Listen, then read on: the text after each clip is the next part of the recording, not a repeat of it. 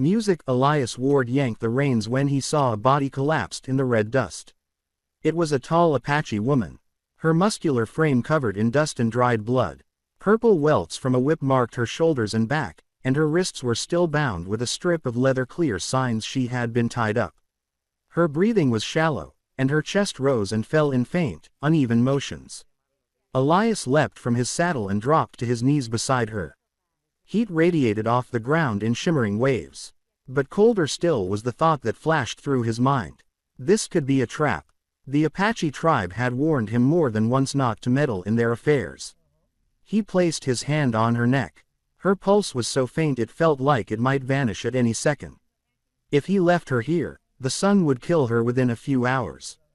Gritting his teeth, Elias drew the knife from his belt and sliced through the leather binding. Then he hoisted her over his shoulder. She was heavy, like carrying a whole sack of grain, but he powered through and threw her across the horse's back. "Damn it," he muttered, kicking the res. The horse bolted forward, red dust swirling in its wake, the scent of blood, sweat, and hot sand mixed in the air. Elias did not look back. If anyone was watching, they would know whose side he had chosen, and this time, there would be no turning back. Elias Ward galloped through the rickety wooden gate, rushing to Kina inside the cabin. He gently lowered her down, laying her on an old blanket spread beside the fireplace, then hurried to start a fire. Flickering yellow light danced across his sun-darkened, sweat-soaked face. He dragged over the wooden bucket and scooped what little water remained in the tank. Every sip of water during the dry season was worth its weight in gold. But Elias soaked a cloth and used it to wipe the dust and dried blood from her face. The pulse at her wrist was still faint, but at least she was alive. Elias had never been one to get tangled in other people's problems. A few years back, disease swept through this land and took his wife and 2 young sons. Since then, he had lived like a ghost, tending only to the parched land and his small herd of cattle. He stayed away from town and even farther away from the trouble that came with other people. But what he had done tonight shattered all of that. The woman before him, Ta, was unlike the Apache women he had seen before. Her body was powerful with bulging arms and broad shoulders like a warrior. The whip marks on her back told of a brutal punishment likely for betraying tribal law. Elias knew one thing for certain. If the tribe found out he had taken her in, they would brand him an enemy. Outside, night was falling fast. Prairie winds swept sand through the cracks in the cabin walls, carrying with them the lingering heat of the day. Elias threw more wood into the fire and dropped down beside Tina. The flames lit up his face, weathered, sun-skid with gray eyes that were cold but deep. He handed her the last bit of water in a small bowl. She parted her lips slightly, drank slowly, and then slipped into unconsciousness. Elias let out a heavy breath and pulled the rifle close, resting it within arm's reach. He leaned back against the wooden wall, eyes fixed on the door. He knew exactly what kind of people would leave a woman to die in the desert, and that they might return to finish what they started. And tonight, if they did, Elias Ward would be the one standing in the doorway. The fire in the hearth had faded, leaving only a bed of glowing embers. Elias dozed in his chair, the rifle resting across his lap. A faint rustling sound snapped him awake. Kina. She pushed herself upright, her dark eyes wide and wild with panic. In an instant, her large hand snatched the small knife from beside the stove. Steel flashed in the firelight. Elias did not move. He slowly raised both hands, his voice low and growly. "If you are going to stab me, do it clean. But if you want to live, put the knife down." Tina was panting, sweat beading on her forehead. Her eyes darted around the cabin, small, old, but not a prison. Then to the man in front of her, tall, lean, and shaven, with eyes that were steady and cold, she hesitated. Elias kept his voice calm. "I cut your bonds. If you want to leave, that door is open. But out there is nothing but hot sand and vultures." The knife trembled in her grip. After a long pause, she let out a breath and dropped it to the floor. Her powerful body collapsed like a felled tree. Eli stepped forward, picked up the blade, and handed her the last bowl of water. "Drink. You need it more than I do." Kina took the bowl, and drank in slow sips. Her eyes never leaving Elias as if trying to figure out if this was some kind of trap. Without another word, Elias stepped out onto the porch and sat on the edge of the steps, his rifle across his lap. Tekina tilted her head, watching through the door.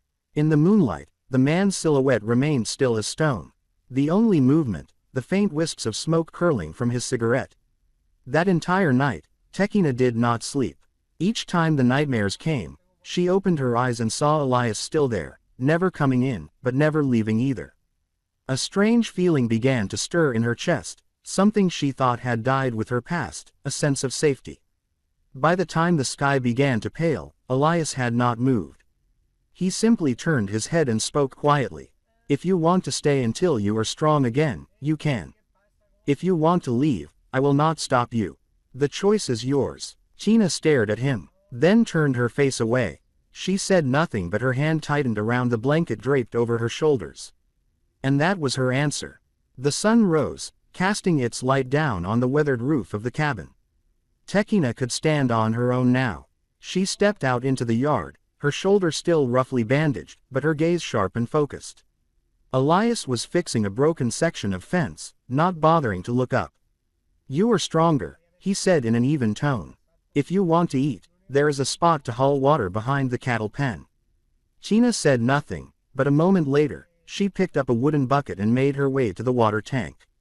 Her thick, muscular arms flexed beneath sun-darkened skin as she pulled up the bucket. Elias glanced over someone who had nearly died just the night before and was already strong enough to work. It caught him by surprise. That day, Tekina said almost nothing, simply followed Elias in silence, watching how he patched the fence and mixed mud to repair the walls.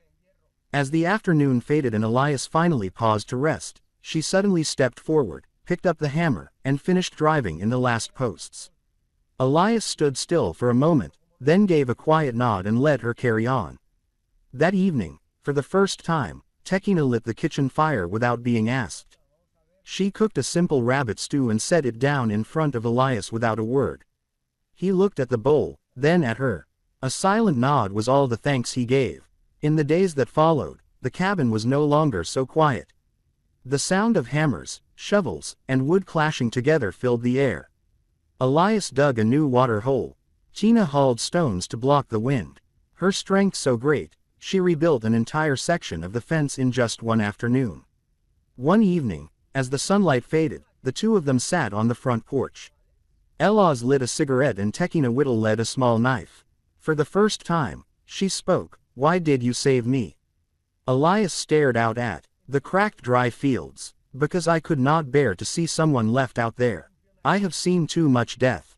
Tekina was silent. After a moment, she nodded. A simple answer, but something inside her seemed to uncoil and loosen. That night, as the wind rustled through the old roof, Tina no longer tossed and turned.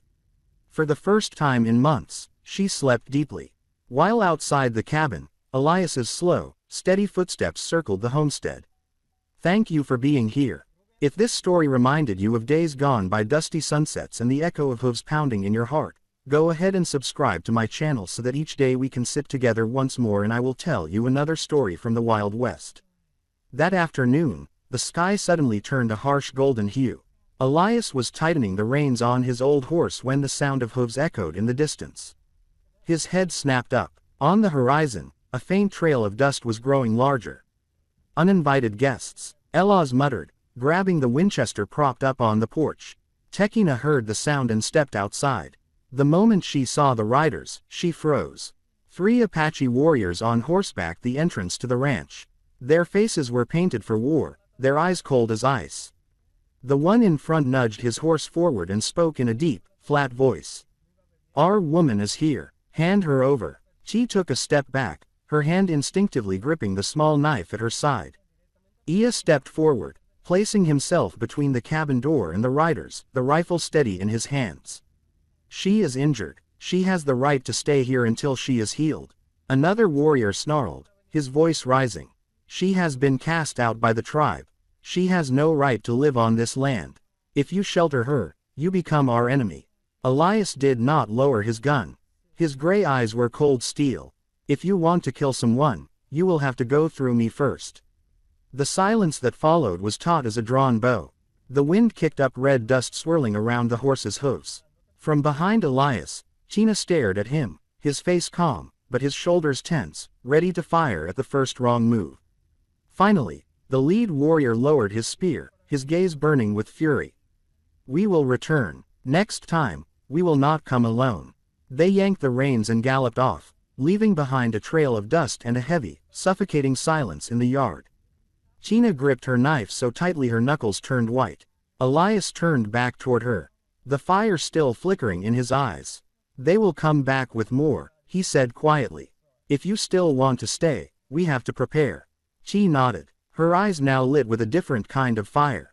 Not fear, but the burning will to survive. That night, Elias lit the lantern and dragged out every round of ammunition and every old sandbag from the shed. Tina stood beside him, sleeves rolled up, helping him barricade the windows and build up defenses in the yard. For the first time since she had come here, she was no longer just a refugee. She had chosen to stand with him for the battle to come. 3 days later, before the sun had fully set, red dust began to rise on the horizon. Elias stood on the porch, his Winchester in hand. Tekina had tied her hair back, gripping a spear and a knife. Her stance, that of a warrior ready for battle. The sound of hooves grew louder until nearly 20 Apache riders swept in, surrounding the ranch in a tight circle. The air was thick with the smell of horse sweat and tanned leather. The warriors remained silent, save for the heavy snorts of their horses. An elder stepped forward. He was old, with long silver hair and a deerskin cloak draped over his shoulders. His face was as stern as stone. He looked at Elias, then at Tina standing tall behind him. "She was cast out. She belongs to the dust. Why do you keep her?" Elias did not lower his rifle. "Because she is still alive, and she has the right to choose." A murmur rippled through the circle. A young warrior shouted, "She dishonored the tribe. She cannot be allowed to live." Tina stepped forward, her voice thunderous. "I dishonored no one. I was punished for not bearing children, but that is no crime." Silence spread like a wave. The warriors looked at one another, though the fire in their eyes still burned. The elder turned his gaze to Tekina. "You choose to live here under the roof of a white man. That means you sever all ties to the tribe." Tina gripped the shaft of her spear and nodded. "I choose life here." The elder was quiet for a long moment. Then he raised his hand. "We will leave tonight, but at dawn I will return with the council of elders. If you are still here by then, you will no longer be a daughter of the tribe. And you," he turned to Elias, "you will bear the consequences." He turned his horse, and the entire war party followed, their hooves thundering as red dust swirled over the fence line. Once they had vanished from sight, Elias lowered his rifle. Tina still stood tall, her chest rising and falling with every breath.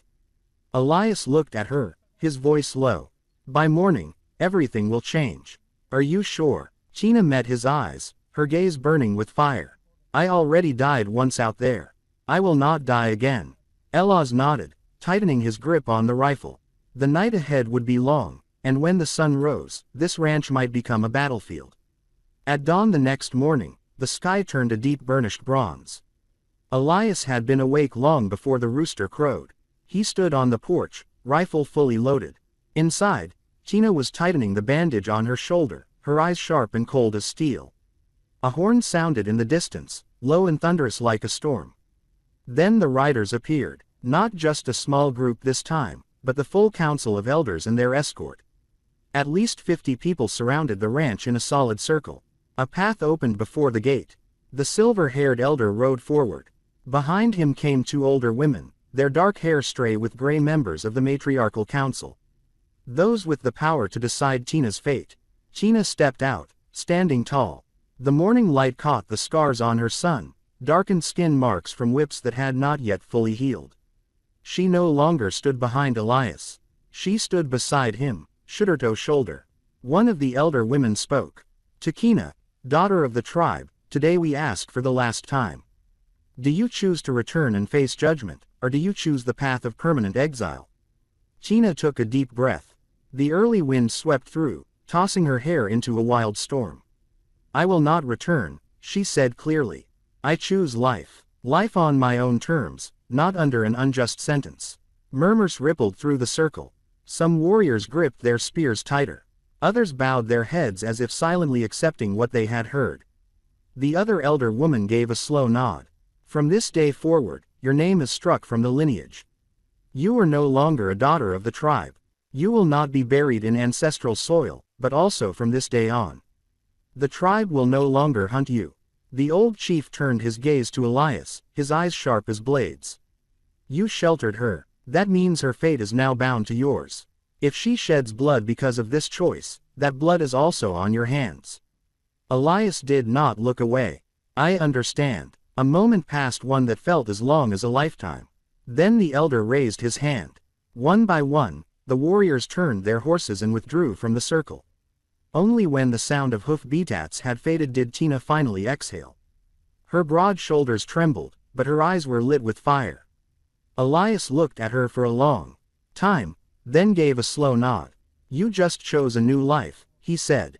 Tina answered softly, her voice rough but proud. Number I chose myself. That afternoon, the sky turned pitch black without warning. After weeks of drought, the first drops of rain fell on the dusty roof of the cabin. The scent of wet earth rose thick in the air as if the whole prairie was letting out a long weary sigh. Elias stood on the porch, rain soaking through his shirt. He watched the cracked fields slowly soften under the falling water. Takina stepped out behind him, her dark hair wild in the wind. Rain glistening on her muscular arms. The storm came fast, Elias said, his voice rough. Tina said nothing. She stepped down from the porch, tilting her face to the sky, eyes closed. Rain mixed with dust and dried blood on her skin, washing away everything that was left of her past. Elias watched her for a long moment. She was no longer the abandoned woman he had found in the desert. Standing before him now was a warrior and a free human being. As the rain began to ease, Elias stepped out into the yard and stood beside her. The two of them stood in silence for a long time, listening to the steady patter of rain. You can leave, Elias said slowly. They will not hunt you anymore. The road south still leads to town. Tina turned to him, her eyes calm but deep. And do you want me to leave? Elias was quiet. Rain rolled down his sun-darkened face. Finally, he shook his head. Number I think this ranch. It is no longer big enough for just one person. A faint smile crossed Tina's lips. The first true smile since the day he saved her. That whole afternoon, the two worked side by side clearing the yard, turning over the soil, repairing the fence. Takina carried the heaviest logs. Elias drove the posts. By the time the sun broke through the clouds again, the ranch looked different, stronger, cleaner, and filled with the scent of new earth. When night came, Elias lit a fire in the yard. They sat beside it, watching the sparks drift into the dark sky. For the first time in years, Elias did not feel alone. Tina laid her spear on the ground, a silent promise. Elias lit a cigarette and smiled gently. Tomorrow, we build a new horse pen. Tina nodded, the firelight casting her face in a warm glow, strong but peaceful. In the quiet of the night, the rain had stopped. All that remained was the smell of damp earth and the feeling that something new had begun. Sometimes we do not get to choose where we are born. But we can choose where we stand. And sometimes choosing to stand beside someone else means daring to stand against the world. In that very moment when two lost souls decide not to walk away, a true home is built, not just from wood and nails, but from courage and trust. Thank you all for listening. I truly hope you stay happy and healthy. I love you all, my beloved audience of Wild West storytelling. Let me know what you thought of this story. Leave a comment below. Type the number 1 if you enjoyed it and do not forget to subscribe to the channel for more gripping tales from the wild.